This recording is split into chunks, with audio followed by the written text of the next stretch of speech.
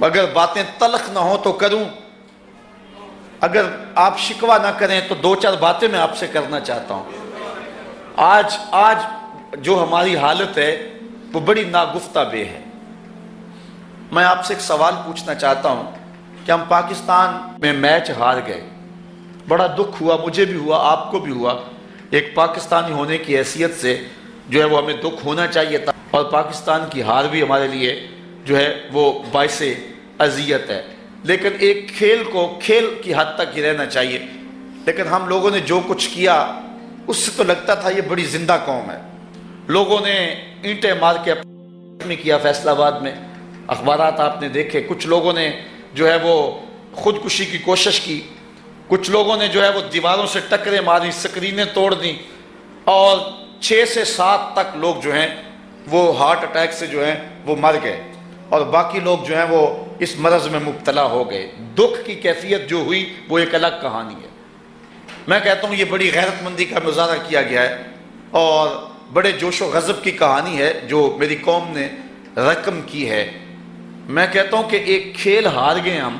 تو اس وقت تو ہمیں ہارٹ اٹیک ہو رہا ہے، اس وقت تو ہم اپنے چہرے پہ اور اپنے منہ پہ اینٹیں مار رہے ہیں، اس وقت تو ہم جو ہے وہ ٹیلی ویژن بند کر رہے ہیں کہ ہم سے یہ پاکستان کی ہار کا منظر نہیں دیکھا جا سکتا، اس لیے ہم نے پہلے ہی جو ہے وہ آف کر دیا ہے۔ میں آپ سے پوچھتا ہوں کہ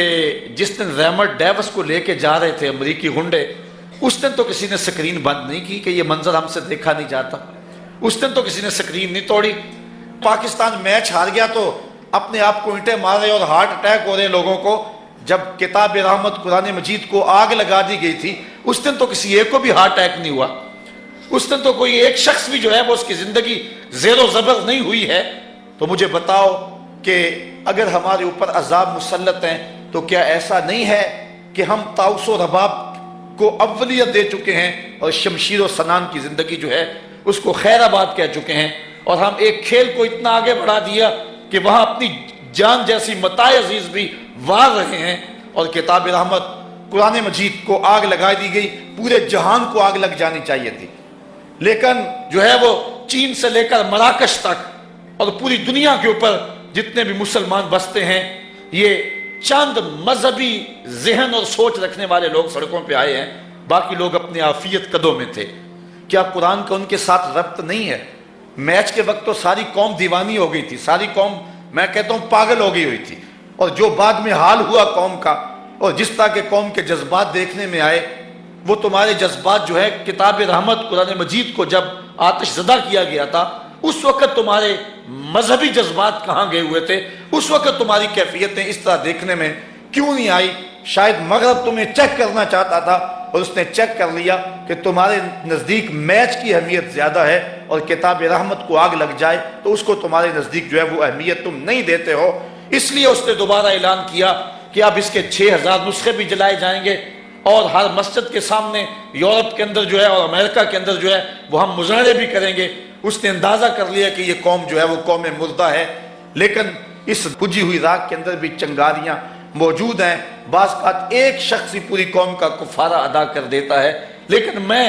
آپ سے یہ پوچھنا چاہ رہا ہوں کہ اپنے اندر آپ خود اتر جائیں اور اپنے آپ سے سوال کریں۔ چلو ساری زندگی نہیں، میں آپ سے یہ نہیں کہتا کہ بچپن سے لے کر آج تک بوڑھے بھی موجود ہیں، جوان بھی موجود ہیں، جس دن سے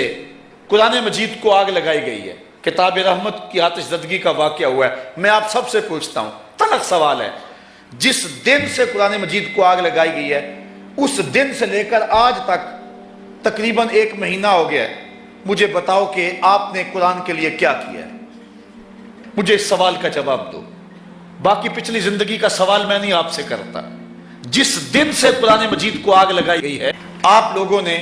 قرآن مجید کی خدمت اور قرآن مجید کے لیے کون سی نوکری سر انجام دی اور کیا کیا اس کے لیے؟ اگر کچھ کیا ہے تو آپ کو مبارک ہو، اور اگر نہیں کیا ہے تو پھر اپنے اندر اتریں اور آج عزم کر کے، ارادہ کر کے، عہد کر کے جائیں کہ جو زندگی